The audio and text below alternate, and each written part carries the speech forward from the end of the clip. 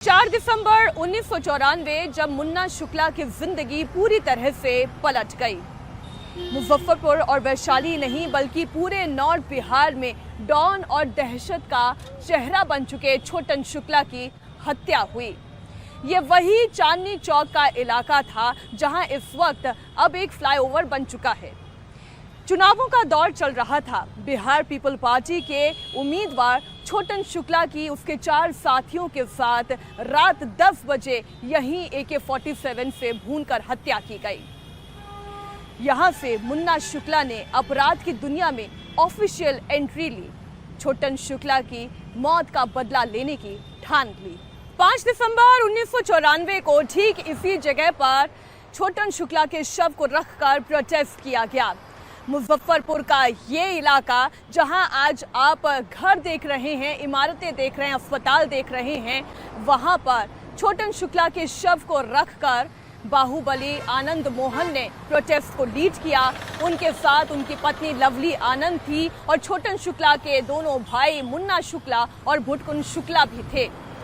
उस वक्त गोपालगंज के DM जी कृष्णैया का काफिला इसी रोड से होकर गुजरा। वो हाजीपुर से एक मीटिंग अटेंड करके लौट रहे थे। जो FIR में दास्तान दर्ज हुई उसमें कहा जाता है कि बाहुबली आनंद मोहन ने भीड़ को जी कृष्णैया पर हमला करने के लिए उकसाया। भुटकुन शुक्ला ने कुल 3 गोलियां जी कृष्णैया पर दागी। पहली बार मुन्ना शुक्ला का नाम भी क्राइम फाइल में दर्ज हुआ। पहले ही आरोप में मुन्ना पर मर्डर का मुकदमा दर्ज हुआ। मुन्ना शुक्ला पर एक साथ कई धाराएं लगी। पहले आरोप में मुन्ना शुक्ला पर IPC की धारा 147, 302, 307 और 427 के तहत मुकदमा दर्ज हुआ। मुन्ना शुक्ला को अपने मुकदमों पर गर्व होता है। जितना उन पर केस होता, मुन्ना शुक्ला का बाहुबल उतना बढ़ता। वैशाली के जनता लालगंज को भी देखा है, अब वैशाली के जनता वैशाली को भी देख रहे हैं। अब बीना देवी भी 5 साल से MP के रूप में देखे हैं हमारे वैशाली के जनता।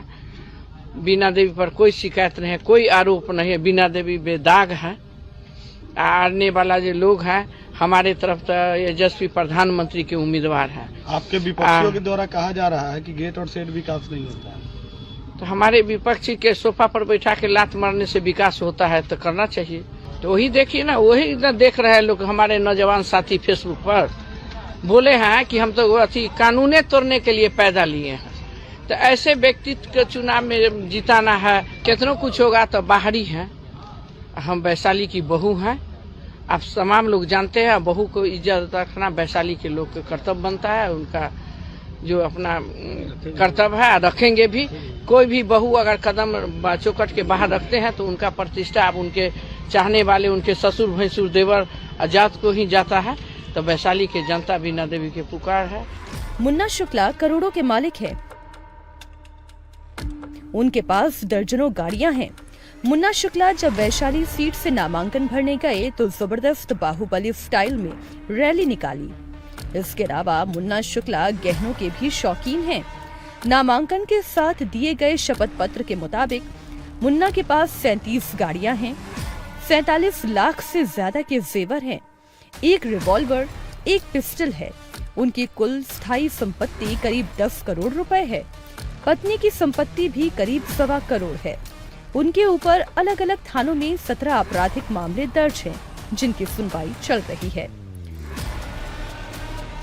भुटकुन शुक्ला का रुतबा इतना था, वो पटना हाजीपुर को जोड़ने वाले गांधी सेतु को ब्लॉक करके अपने बच्चे का बर्थडे मनाता। दोनों तरफ का रास्ता बंद किया जाता, घंटों जाम लगा रहता, लेकिन किसी की इतनी हिम्मत नहीं होती जो भुटकुन और मुन्ना शुक्ला को रोक सके, क्योंकि शुक्ला ब्रदर्स से दुश्मनी का मतलब मौत।